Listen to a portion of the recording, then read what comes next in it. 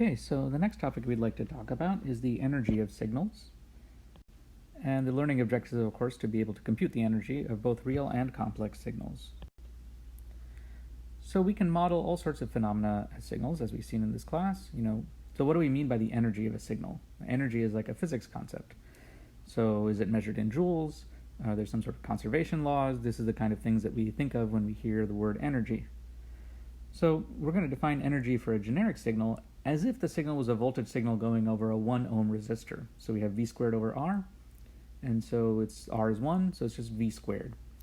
So in particular, the energy of a signal V of t is going to be the integral from minus infinity to infinity of V of t squared dt.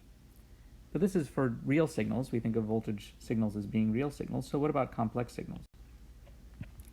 Well, to do that, we have to define the instantaneous power of a signal. Now, the instantaneous power of a signal is just the magnitude squared. So in continuous time, it's magnitude of x of t squared, and in discrete time, it's magnitude of x of n squared. And the magnitude is the complex magnitude of the signal. So for real signals, it's just the absolute value. And then the energy is this instantaneous power integrated over time, or summed over time. So the energy in a signal x is the integral of the instantaneous power, magnitude of x of t squared dt. And for discrete signals, it's the sum from n equals minus infinity to infinity of the magnitude of x of n squared. Now, since energy is power over time, power times time, power is energy over time, the units kind of work out here. So if we think of the power, instantaneous power, as being in watts, then the energy turns into joules. So let's take an example of a signal, an example of finite energy. So let's look at the signal x of t equals e to the absolute value of t. Now the first thing to do, of course, in all problems is to draw a picture. So first we just want to sketch out for ourselves, what does this signal look like? It's got these two decaying exponentials. It's 1 at time 0, and so this is x of t. Right, so what we're going to do is we're going to square this, and then we're going to integrate it. So magnitude of x of t squared, well, x of t is a real signal, so this is just the absolute value of x of t. X of t here is a positive signal, so it's just x of t squared. That's e to the minus 2 absolute value of t dt. And if you do the integral out, you'll see that the integral is equal to 1. And that's because each half here integrates to, when I take x of t squared, each half here is going to integrate to 1/2. What about a complex signal? So suppose x of t is e to the absolute value of t cosine omega naught t plus j e to the minus absolute value of t sine omega naught t. We have a little bit of a hard time graphing this, but we can first Eulerize it. So if we Eulerize this signal, we can see the cosine and the j sine turn into just e to the j omega naught t. And that thing has magnitude 1. So when we take the magnitude squared, this thing just becomes magnitude 1. So we just get e to the minus 2t, absolute value of t that is, and we did this from the previous problem and we get 1 again. So I was being a little lazy here and did the same example twice basically, but you can see how this process would work for more general signals. Let's look at discrete time. So we want to find the energy of the signal x of n is 1/3 to the n u of n minus 3. So again, first step, always draw a picture. A little bit harder in the complex case, but in this real case we can. So this signal starts at time 3, and at time 3 it's equal to 1/3 to the 3, so it's 1 over 3 to the 3. Then it becomes 1 over 3 to the 4. Then it becomes a little shorter, 1 over 3 to the 5, etc., etc. So it's a decaying exponential.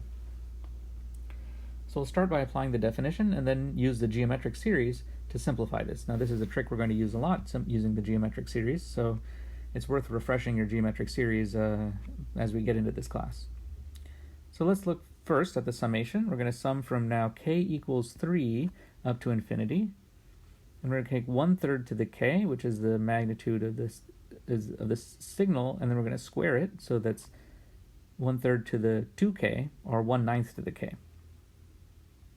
Now we have a sum of 1/9 to the k from k equals 3 to infinity. Well, that's just 1 over 9 to the 3 times the sum starting from k equals 0 to infinity. So this is a trick you should have seen in calculus before. We're missing 3 terms at the beginning, 0, 1, and 2, and we say, oh, well, those are just there. They've been multiplied by 1 over 9 to the 3. All right, and so then we use our geometric series. We get 1 over 9 to the 3 over 1 minus 1/9. And then you can simplify this if you want a little bit to get a slightly simpler answer, but at this point, the problem is basically done.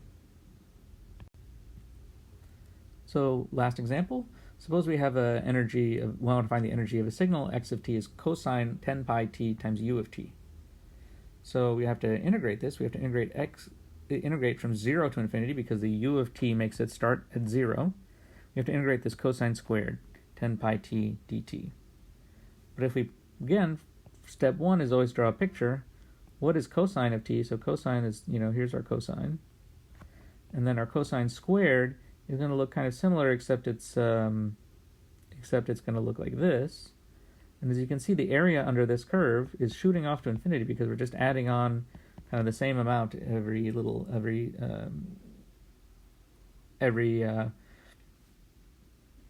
2 pi over 10. So this signal has infinite energy. So that is to say what do we do in this case? And the answer is, well, we define the signal as a power type signal and we instead calculate its power. Okay, so what I'd like you to do as for trying this out on your own is that we've seen many signals in this class already, and try and go back and calculate some of those signals and calculate their energy. Some of them you'll find it's infinite, some of them you'll find it's finite.